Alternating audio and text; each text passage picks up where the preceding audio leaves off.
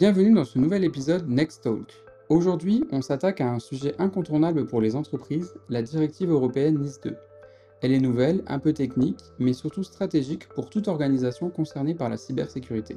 Concrètement, qu'est-ce que ça change? Pourquoi faut-il s'y préparer dès maintenant? Et comment en faire une opportunité plutôt qu'une contrainte? Pour y répondre, deux spécialistes. Nesrine Chibani, responsable du pôle GRC, Governance, Risk and Compliance, et Cédric Moni, Strategic Advisor cybersécurité chez Proximus Next.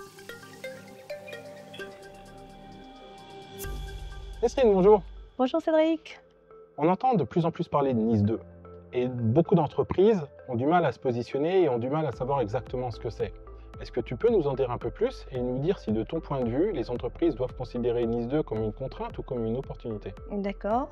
Donc NIS 2, c'est une évolution du cadre européen en matière de cybersécurité et elle vient à renforcer, élargir la première directive NIS 1 avec des recommandations plus claires et plus strictes.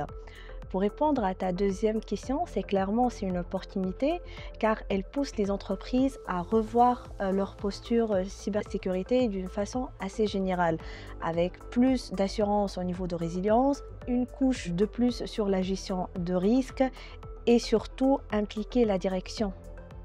Oui, donc ça va bien plus loin qu'une simple mise à jour technique de la première directive.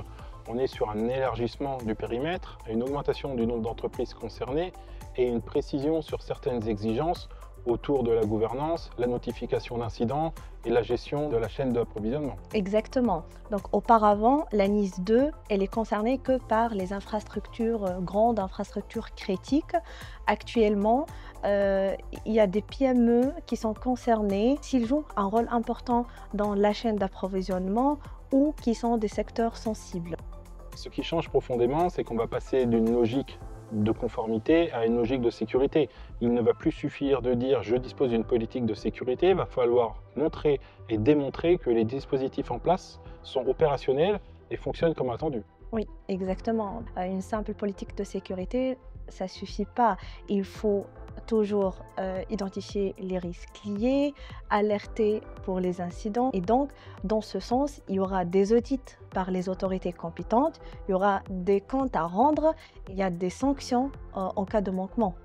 Et donc, c'est IT, mais c'est plus gouvernance. Donc avec toutes ces actions, NIS 2 permet d'augmenter sa crédibilité, permet d'augmenter la confiance avec ses partenaires et ses clients et de sécuriser l'ensemble de l'écosystème. Mais pour beaucoup d'entreprises, c'est encore très obscur. Est-ce qu'il y a des premières actions à réaliser? Est-ce que tu peux nous guider justement sur les premières choses à faire? La première chose qu'une société doit faire, doit savoir est-ce qu'elle est concernée ou pas. Ça dépend de son secteur d'activité, sa taille et son rôle dans une chaîne de valeur. Ensuite, elle doit faire ce qu'on appelle un gap analysis, c'est évaluer sa maturité cyber par rapport à ce qui existe en interne et aux exigences de NIS 2. Donc c'est un changement complet de paradigme, un changement complet de mindset des entreprises. C'est toute l'organisation qui doit s'impliquer pour faire fonctionner NIS 2. Exactement, donc comme tu as dit Cédric, c'est tous les assets de l'entreprise qui doivent être impliqués, pas seulement l'IT, c'est sur l'IT, mais aussi tout ce qui est RH, tout ce qui est gestion et bien sûr, et qui est très important, c'est le top management qui doit être impliqué dedans.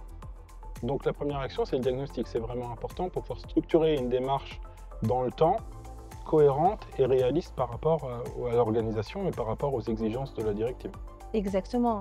Et là où on peut remarquer le rôle important que Proximus Next peut jouer, c'est vraiment d'accompagner ces entreprises à évaluer l'impact, à créer en collaboration avec le client la feuille de route selon sa maturité cyber et le finding de gap assessment. Pas seulement ça, aussi au niveau gouvernance, au niveau mise en œuvre de ces exigences, au niveau sensibilisation des top management. Et donc le but à la fin, c'est que l'entreprise monte en compétences et soit conforme NIS 2. Donc c'est pas un sprint, c'est vraiment une démarche sur la durée et qui doit impliquer l'ensemble de l'organisation. Et surtout, il ne faut pas attendre. La mise en sécurité aujourd'hui est pour assurer un avenir sécurisé demain. Donc bien que la transposition de la directive en loi nationale ne soit pas finalisée, les grandes lignes sont connues et les actions doivent être réalisées sur cette base-là. Oui. Merci beaucoup Nesrine pour tous ces éclairages sur NIS 2. Pas de souci, merci Cédric. Merci à Nesrine et Cédric pour ce regard concret sur la directive NIS 2. La cybersécurité est plus que jamais une affaire de gouvernance, d'anticipation et de résilience. Avec Proximus Next, vous n'êtes pas seul pour y voir clair et avancer efficacement. Rendez-vous sur proximusnext.lu pour plus d'informations ou pour démarrer votre feuille de route NIS 2. Retrouvez tous les épisodes de Next Talk sur Spotify.